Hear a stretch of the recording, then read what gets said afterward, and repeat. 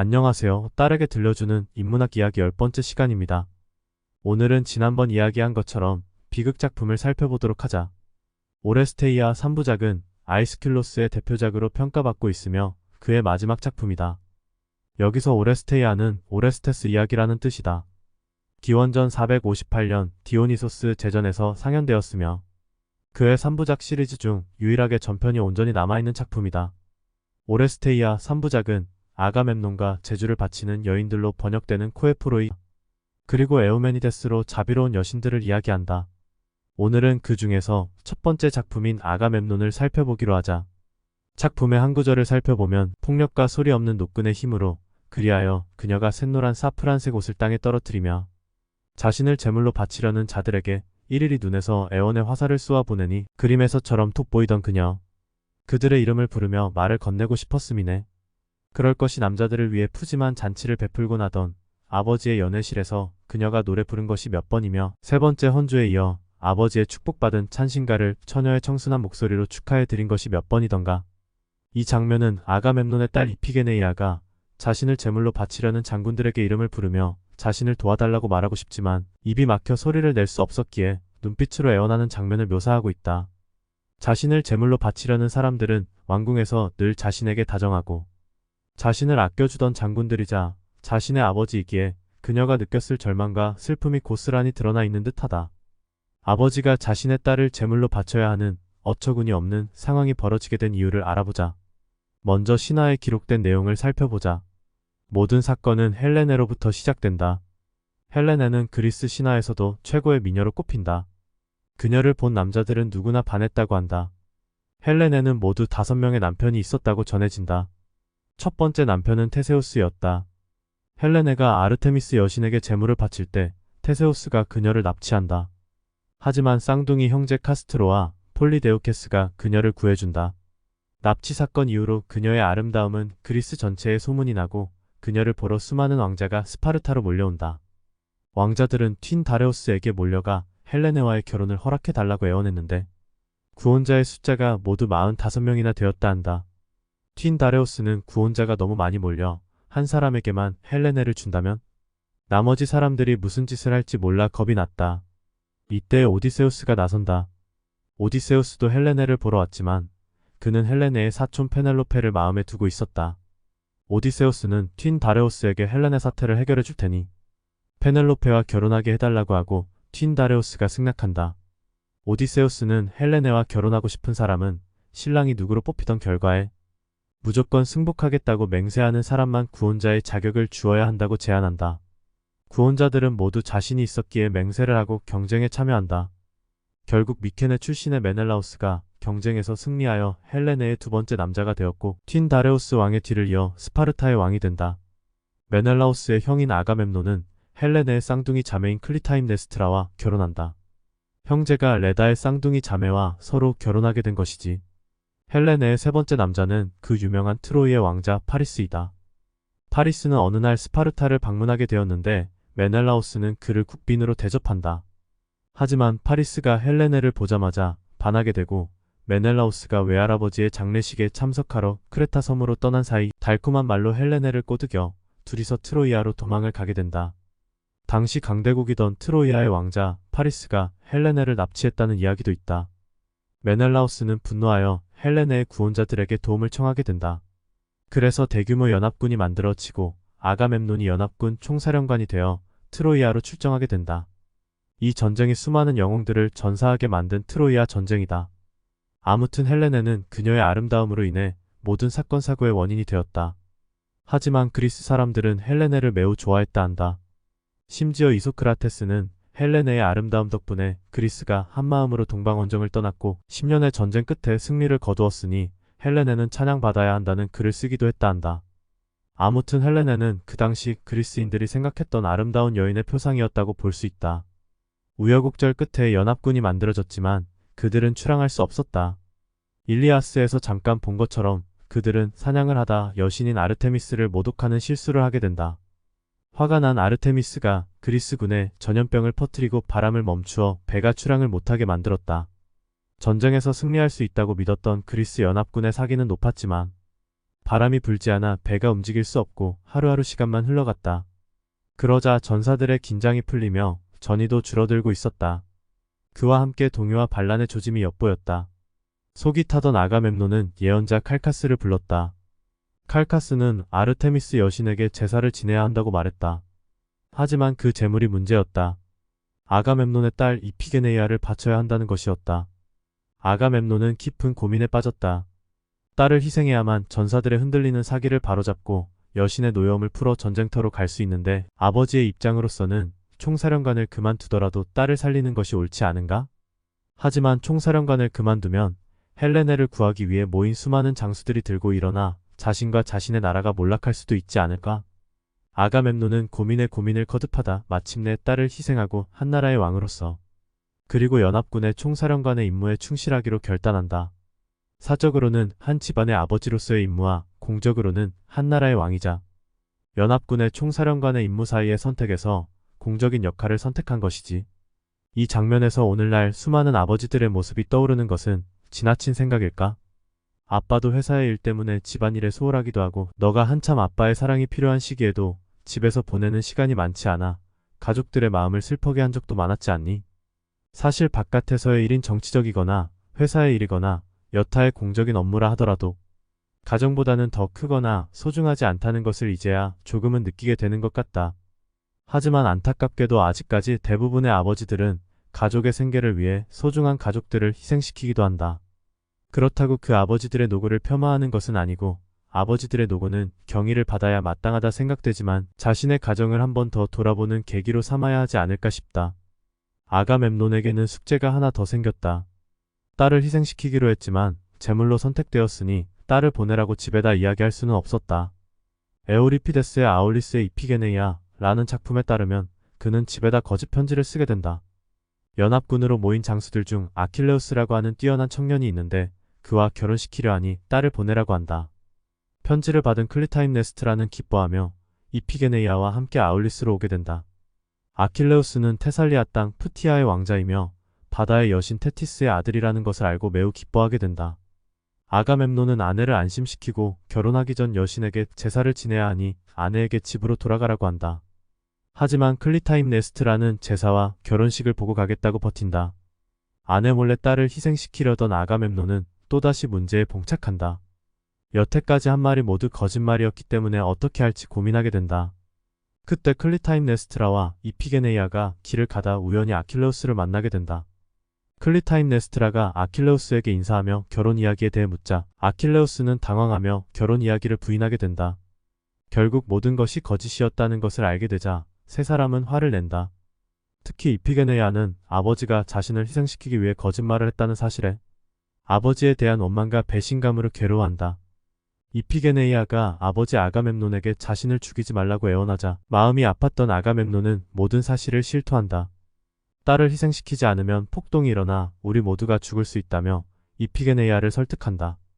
하지만 클리타임네스트라는 절대 그럴 수 없다며 반대하고 아킬레우스도 반대한다. 결국 이피게네이아가 자신을 희생해서 그리스를 구하겠다며 죽음으로부터 도망치지 않고 명예롭게 죽기로 결심한다. 에오리피데스의 글에서는 이피게네이아가 용감히 죽음을 선택한 것으로 나온다. 하지만 우리가 보는 본문에서는 절망과 슬픔 속에서 자신을 죽이려 하는 장수들을 원망스럽게 바라보는 장면으로 나오고 있다. 비극 아가멤논에서는 이 과정을 어떻게 표현하고 있는지 좀 더 살펴보자. 그리하여 아카이오이족 함대의 소니 사령관도 예언자를 꾸짖지 않고 여기서는 총사령관 아가멤논을 뜻한다. 아카이오이족 백성들이 칼키스의 맞은편 해안 성남 파도가 밀려가는 아울리스항에 발이 묶여 배를 띄우지도 못하고 굶주림에 시달리고 있을 때 자신에게 떨어진 운명의 돌풍을 순순히 받아들였다네. 스트리몬에서 강풍이 불어와 사람들을 할 일 없이 빈둥거리게 하고 굶주림에 시달리게 하고 주위를 배회하게 하며 배와 밧줄을 상하게 하니 이렇듯 출항이 거듭 지연되는 가운데 아르고스인들의 꽃은 지쳐 시들어갔다네. 이에 진중의 예언자 이 모두가 아르테미스 탓이라고 밝히며 괴로운 폭풍을 진정시키기 위하여 그보다 더 괴로운 약을 사령관들에게 알려주니 아트레우스의 아들 형제 손에 든 왕을로 땅을 치며 흐르는 눈물을 억제하지 못했다네. 이윽고 소니왕이 말했다네. 폭종치 않는다는 것은 진정 괴로운 일이요. 그러나 내 집안의 낙인 자식을 죽임으로써 제단 옆에서 이 아비의 손을 딸의 피로 더럽힌다면 이 또한 괴로운 일이요. 그 어느 것인들 불행이 아니겠소? 하나 어찌 동맹의 서약을 저버리고 함대를 이탈할 수 있단 말이오? 처녀의 피를 제물로 바치기를 그토록 열망하는 것도 바람을 잠재우기 위함이니 부당하다고는 할 수 없을 것이오. 나는 만사가 잘 되기를 바라는 마음뿐이오. 그리하여 그가 한번 운명의 멍에를 목에 매니 그의 마음의 바람도 방향이 바뀌어 불경하고 불손하고 부정하게 되었다네. 이때부터 그는 마음이 변해 무슨 일이든 꺼리지 않게 되었다네. 치욕을 꾀하는 미망은 사람의 마음을 대담하게 만드는 법. 미망이야말로 모든 재앙의 시작이라네. 이제 그는 한 여인의 원수를 갚는 전쟁을 돕고 함대를 위해 미리 제사 지내고자 제 딸을 손수제물로 바치기로 결심했다네. 그녀의 기도에도 아버지 라고 부르짖는 그녀의 절규에도 그녀의 청순한 청춘에도 호전적인 지휘관들 아랑곳하지 않았다네. 그리고 그녀의 아버지는 기도를 드린 뒤 시종들에게 자기 딸이 졸도하거든 그녀가 입고 있는 겉옷으로 사정없이 휘감아 새끼 양처럼 그녀를 제단에 올려놓되 가문을 저주하는 말을 내뱉지 못하도록 그녀의 아름다운 입을 틀어막으라고 명령했다네. 이렇게 이피게네이아는 희생 제물로 바쳐지고 연합군은 트로이아로 가서 10년 동안의 전쟁을 하게 된다. 이야기는 아가멤논이 트로이아 전쟁을 마치고 돌아오기 직전 왕궁에서 파수병이 승리의 봉화가 오르기를 기다리며 극이 시작된다. 승리의 봉화가 오르며 파수병이 소식을 알린 후 코러스의 노래가 앞으로의 일을 암시한다. 치유자 아폴론이시여 그대에게 비오니 부디 여신께서 법에도 없고 먹을 수도 없는 다른 재물을 마련할 양으로 다나우스 백성들에게 시간을 앗아가고 함선을 억류하는 역풍을 보내 그들을 항구에 붙잡아두지 못하게 하소서. 그런 재물은 남편조차 두려워 않는 뿌리 깊은 가정불화의 씨앗이 될 것인즉 그칠 줄 모르는 무서운 원한이 집을 지키며 자식의 원수를 갚고자 두고두고 흉계를 꾸밀 테니까요. 이에 맞추어 슬퍼하고 슬퍼하라 하나 결국에는 선이 이기기를. 코러스의 노래처럼 클리타임네스트라는 딸에 대한 복수를 결심한다. 그녀는 스파르타의 왕 튄 다레오스의 공주로 어릴 때는 귀하게 자랐지만 성인이 된 후 우여곡절이 많았다 한다. 첫 번째 남편이었던 탄탈로스와 갓난아기를 아가멤논에게 잃었고 자신의 첫사랑과 가족을 망가뜨린 사람과 결혼을 하게 되었다. 하지만 두 번째 남편과 낳은 자식인 이피게네이아도 남편이라는 작자가 큰일을 하기 위해 죽이고는 전쟁터로 떠나 10년이나 집을 비우게 된다. 사실 클리타임네스트라가 남편인 아가멤논에 대한 사랑이 크지 않았고 반면 자신이 낳은 딸 이피게네이아는 끔찍하게 사랑했을 것이라는 사실을 미루어 짐작할 수 있다. 이런 이유로 인해 클리타임네스트라가 독한 마음을 품고 남편에게 폭수의 칼을 갈게 된다. 그때에 마침 조력자가 찾아온다. 조력자는 아이기스토스라는 남자인데 그는 아가멤논의 사촌 형제였지만 아가멤논의 아버지인 아트레우스가 아이기스토스의 형제를 죽였고 아가멤논이 자신과 자신의 아버지를 추방했기 때문에 아가멤논에게 원한을 가지고 있었다. 아이기스토스는 아버지와 형제들의 원수를 갚을 기회를 엿보다 아가멤논이 트로이아로 전쟁을 떠나자 클리타임네스트라에게 접근한다. 자신의 딸이 죽고 슬퍼하던 클리타임네스트라를 위로하며 그녀가 복수하도록 부추겼다. 공동의 원수를 가진 두 사람은 의기투합하게 되고 연인으로 발전한다. 불륜을 저지른 두 사람은 아가멤논이 돌아오면 원수를 갚고 아이기스토스는 나라를 차지해 왕이 되려 했고 클리타임네스트라는 자신의 후원자로 아이기스토스를 선택한 것이다. 다시 본문으로 돌아와 승리의 봉화를 본 후 클리타임네스트라는 아가멤논을 맞이할 준비를 한다. 그녀가 코로스에게 하는 말을 한번 보자. 나는 서둘러 존경하는 남편의 귀국을 성대히 환영할 준비나 해야겠소. 신들의 가호로 전장에서 무사 귀환하는 남편을 위해 문을 열어주는 날보다 아내된 자에게 더 달콤한 날이 또 어디 있겠소? 그대는 내 남편에게 전하시오. 온 도시가 고대하고 있으니 지체 없이 돌아오시란다고 말이오.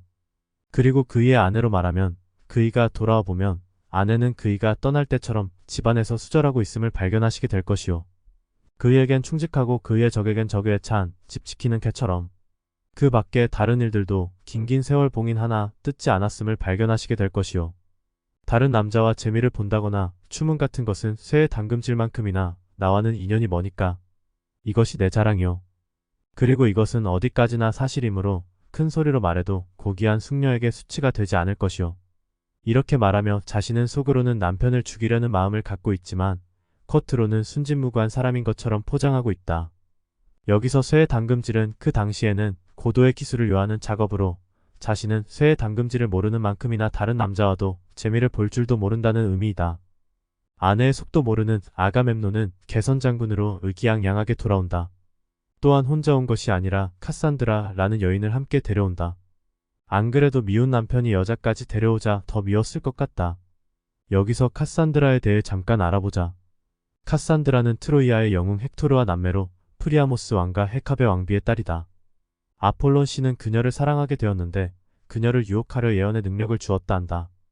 카산드라가 예언의 능력을 얻게 되자 아폴론은 신이기에 늙지도 죽지도 않지만 자신은 늙고 죽게 된다는 것을 알게 되고 나중에 자신이 늙게 되면 아폴론이 자신을 버리고 다른 여자를 찾을 것이라는 사실을 알게 된다.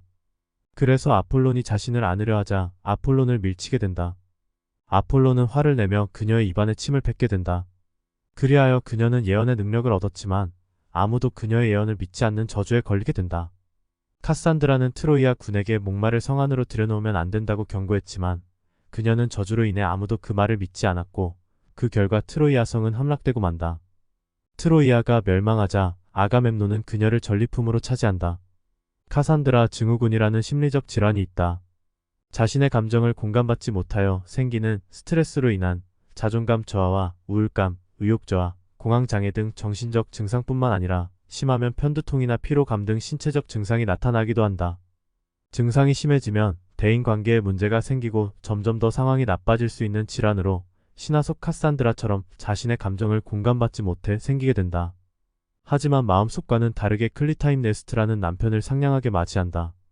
또한 남편이 죽었을 때 피가 사방으로 흩어질 것을 생각해 자줏빛 융단을 바닥에 깔도록 한다.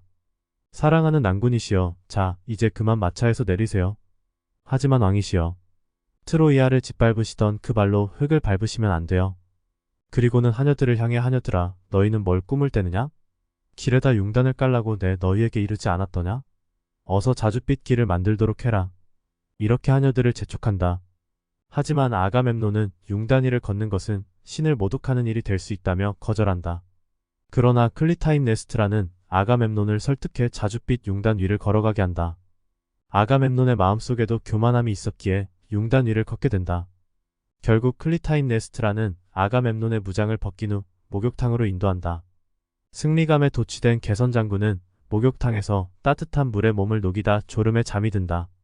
이때 클리타임네스트라는 준비한 도끼를 들고 들어가 준비해둔 그물을 던져 아가멤논이 꼼짝하지 못하게 한 후 그의 머리에 도끼를 내리쳐 죽이고 만다.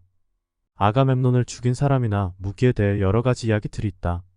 신화에서는 클리타임네스트라가 목욕탕으로 유인한 후 그녀의 정부인 알기스토스가 칼을 들고 들어가 아가멤논을 죽였다는 이야기도 있다. 하지만 비극의 작가들은 클리타임네스트라가 직접 남편을 죽였다고 이야기한다. 카산드라는 자신의 운명과 왕궁에서 벌어질 비극적인 일을 알고는 코로스의 장에게 이야기하지만 아무도 그녀의 예언을 믿지 않는 저주로 인하여 그녀의 말은 허공으로 떠돌고 만다.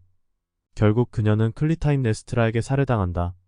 오디세이아에서 오이디푸스가 저승으로 가서 만난 아가멤논의 혼백과의 대화를 보면 아가멤논과 카산드라의 죽음에 대한 이야기가 나오는데 잠깐 살펴보자면 제우스의 후손 라에르테스의 아들이여 지략이 뛰어난 오디세우스여 포세이돈이 일으킨 역풍의 무서운 입김이 내 함선들 안에서 나를 제압한 것도 아니고 육지에서 적군이 나를 해친 것도 아니오. 아이기스토스가 내 잔혹한 아내와 공모하여 내게 죽음과 운명을 안겨주었소. 그 자는 나를 자기 집에 초대해 잔치를 베풀더니 마치 구유가에서 황소를 죽이듯 나를 죽였소. 꼭 그처럼 나는 가장 비참하게 죽었고 내 주위에서 다른 전우들이 잇따라 살해되었소. 어떤 부유하고 권세 등등한 사람의 집에서 결혼잔치 때나 출염잔치 때나 집안끼리의 풍성한 회식 때 잡는 흰 엄니의 돼지들처럼 말이오. 그대는 지금까지 1대1의 결투나 격렬한 전투에서 수많은 사람들이 살해되는 것을 몸소 겪었겠지만 우리가 희석용 동이들과 과하게 차린 식탁들 주위에 쓰러져 누워있고 바닥에는 온통 피가 내를 이루고 있는 그 광경을 보았더라면 더없이 측은한 생각이 들었을 것이오. 그러나 내게는 프리아모스의 딸 카산드라의 목소리가 가장 애처롭게 들렸는데 교활한 클리타임네스트라는 그녀를 바로 내 옆에서 죽였소. 나는 두 손을 들었다가 칼에 찔려 죽어가며 도로 땅 위로 떨어뜨리고 말았소. 그러나 그 개눈을 한 여인은 내게 등을 돌렸고 내가 하데스의 집으로 가는데도 제 손으로 내 눈을 감겨주고 내 입을 막아주려고도 하지 않았소. 그녀가 결혼한 남편에게 죽음을 안기며 수치스러운 짓을 생각해낸 것처럼 마음속으로 그런 짓을 꾀하는 여인보다 더 무섭고 더 파렴치한 인간은 달리 없을 것이오. 정말이지 나는 귀향하면 자식들과 하인들이 반겨줄 줄 알았소. 이렇게 아가멤논의 혼백은 오이디푸스에게 하소연한다. 여기서 희석용 동이라는 것은 그 당시 그리스인들은 축제나 잔치 같은 때에 마시는 포도주를 원액 그대로 마시는 것이 아니라 물에다 희석해서 마셨는데 그때에 필요한 물을 담아두는 동의를 가리킨다. 참고로 오이디푸스가 외눈박이 괴물 퀴클롭스를 잠들게 할 때에는 희석한 포도주가 아닌 포도주 원액을 먹여 퀴클롭스를 취하게 만들어서 물리치게 된다. 아가멤논을 죽인 클리타임네스트라는 자신의 잘못은 없다라고 주장한다. 내 자식의 원수를 갚아주신 정의의 여신과 아테와 폭수의 여신들에게 나는 이 사람을 제물로 바쳤거늘 이들 여신의 이름으로 맹세할건대. 여전히 내게 충성을 다하는 아이기스토스가 내 화로에 불을 지피는 동안에는 나를 위해 희망이 공포의 집을 거니는 일은 없을 것이오. 우리에게 아이기스토스는 작지 않은 신뢰의 방패니까요. 여기 제 아내를 모욕하고 일리온 앞에서 크리세이스트를 농락하던 사람이 누워있어. 그리고 창으로 얻은 그의 포로이며 점쟁이며 그의 충실한 첩이었던 여인도 누워있어. 여기서 크리세이스를 농락하던 사람이라는 뜻은 일리아스에 나오는 전쟁 포로로 잡힌 제사장의 딸로 제사장이 자신의 딸을 돌려달라 애원하지만 아가멤논은 그를 모욕하게 되는데 그 사람이 아가멤논이라는 뜻이다. 제사장이 아폴론 신에게 제사를 드리자 아폴론이 그리스 군에게 역병을 보내게 된다. 결국 아가멤논은 크리세이스를 돌려주고 아폴론 신에게 제사를 지낸다. 그러며 자신의 여자가 없다고 아킬레우스의 여자를 빼앗는다. 그대는 이것이 내 소행이라 믿고 있구려. 하지만 나를 아가멤논의 아내라 생각하지 마시오. 무자비한 잔치를 베푼 아트레우스의 악행을 복수하는 해묵은 악령이 여기 죽어있는 자의 아내의 모습을 하고 나타나 어린 것들에 대한 보상으로 마지막을 장식하는 제물로서 이 성숙한 어른을 죽인 것이라오. 라며 자신은 폭수의 신을 대신해 폭수를 했다고 이야기한다. 또한 이 사람이 비천한 죽음을 당했다고 난 생각지 않소. 집안으로 재앙을 불러들이기 위해 그는 물론 관계를 쓰지는 않았소. 내가 그에게서 잉태했던 내 자식을 두고 눈물을 흘리게 했던 이피게네이아를 그는 남들이 보는 앞에서 공공연히 죽였으니까 그는 자기 행동에 대한 응분의 벌을 받은 것이오. 칼에 찔려 죽음으로써 죗값을 치른 셈이니 저승에 가서도 그는 큰 소리 치지 못할 것이오. 라며 자신의 행위를 정당화한다. 아이기스토스는 하지만 신을 두려워하지 않는 이자의 아비 아트레우스는 나의 아버지를 열렬히 환영하는 척하며 축제일을 기념한답시고 형제간의 우애 이상의 열의를 보이며 그분의 친자식들의 살점으로 그분께 잔치를 베풀었소. 아트레우스는 발 부분과 팔의 끝 부분들을 잘게 썰어 접시 위쪽에 담은 뒤 따로 떨어져 앉아 계시던 티에스테스 앞에 내놓았소. 그분은 영문도 모르고 잘 구별되지 않는 부분들을 찹수셨고 이 식사는 그대도 보다시피 이 가문의 파멸을 안겨주었소. 하지만 이 끔찍한 소행을 알게 되자 그분께서는 비명을 지르고 살육을 토하며 뒤로 넘어지셨고 식탁을 걷어차며 이렇게 정의의 저주를 내리셨소. 플레이스테네스의 자손들은 모두 이렇게 멸망할지어다. 이런 연유로 이자는 여기 쓰러져 누워있는 것이오. 그리고 내게는 이번 사례를 모의할 정당한 이유가 있었소. 이자는 불쌍하신 내 아버지와 함께 그분의 열하고도 세 번째 아들인 나를 추방했소. 포대기에 쌓인 어린애를. 하지만 성인이 되자 정의의 여신이 나를 도로 고향에 데려다 주셨소. 그리하여 나는 이 치명적인 모든 계획을 함께 세움으로써 현장에 있지 않으면서도 손을 내밀어 이자를 붙잡았던 것이오. 이제 죽어도 여한이 없소이다. 내 눈으로 이자가 정의의 여신의 올가미에 걸린 것을 보았으니 말이오. 라며 자신이 한 행위의 정당성을 주장한다. 그게 마지막 부분은 클리타임네스트라와 아이기스토스와 코로스 간의 논쟁으로 끝이 난다. 코로스는 두 사람의 잘못을 끊임없이 꾸짖지만 두 사람은 자신의 정당성을 주장한다. 마지막 구절을 보면 클리타임네스트라는 이렇게 말한다. 허튼 소리는 그만 무시해버리세요. 나와 당신은 이 집의 주인으로서 만사를 잘 꾸려나가야 하니까요. 집의 주인을 죽였으니 자신들이 주인이고 주인으로서 앞으로 살아가겠다고 말한다. 그러며 모두 퇴장하면서 연극은 끝이 난다. 연극은 이렇게 끝이 나지만 신화를 통해 이야기를 더 따라가 보자. 이 끔찍한 사건을 알게 된 자식들은 어땠을까? 아가멤논의 아들과 딸들은 아버지가 억울하게 죽었다 생각하며 어머니가 바람을 피운 정부와 함께 아버지를 살해했기에 강한 척대감을 갖는다. 특히 둘째 딸 엘렉트라는 강한 원한을 품고 자신의 어머니가 아니라 아버지의 원수일 뿐이라며 폭수를 다짐한다. 하지만 폭수하기에는 너무 어렵고 힘이 없었기에 참고 기다려야 했다. 클리타임네스트라는 자신의 행동이 정당하다고 생각했지만 자식들이 품은 원한이 부담스러웠다. 특히 아버지를 유난히 좋아했던 둘째 딸 엘렉트라가 마음에 걸렸다. 그래서 그녀를 노예나 여종처럼 대하며 거리를 두어 폭수할 힘을 갖지 못하게 했다. 또 다른 이야기로는 비천한 신분의 농부와 결혼시켜 시골로 쫓아냈다는 이야기도 있다. 아이기스토스는 아들인 오레스테스가 마음에 걸렸다. 오레스테스가 자라서 성인이 되면 한나라의 왕자로서 아버지의 원수를 갚겠다고 자신과 싸우게 될 것이니 오레스테스만 제거하면 권력을 잡는 게 더 수월해질 거라 생각했다. 엘렉트라는 이 사실을 눈치채고는 남동생 오레스테스가 훌륭하게 잘 자라나 복수를 할 수 있기를 바라며 포키스로 피신시킨다. 오레스테스는 누나의 기대대로 장성하여 고향으로 돌아온다. 그리고 누이와 함께 복수를 감행한다.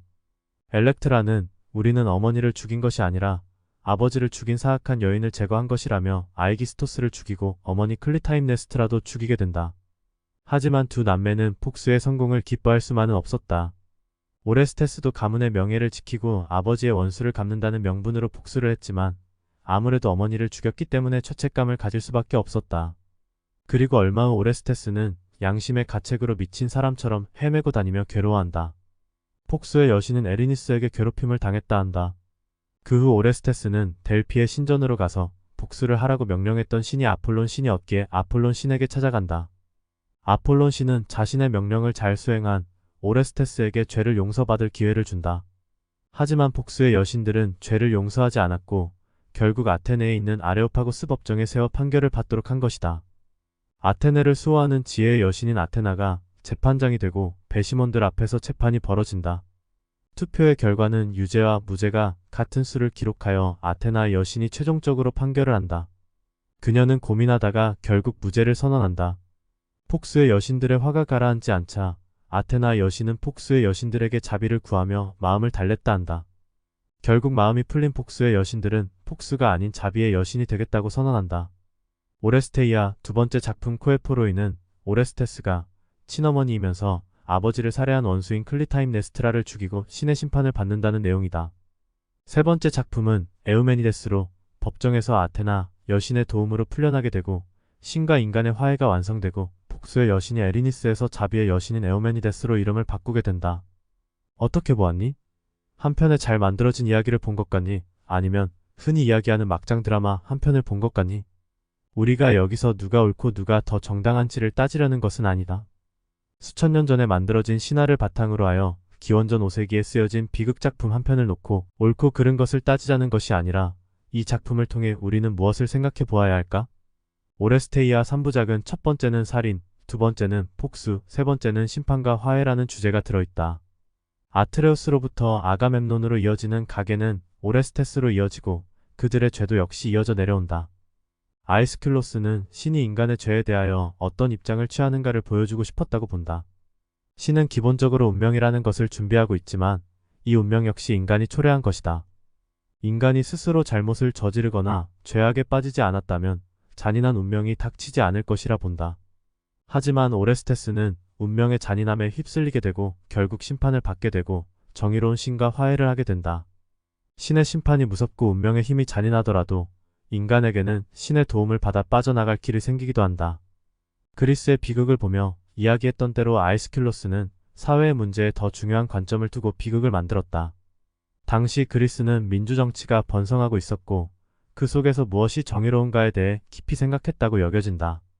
그는 신도 결국은 정의의 편이라는 생각 속에서 아무리 어려워도 정의가 반드시 승리한다고 3부작을 통해 이야기하고 있다.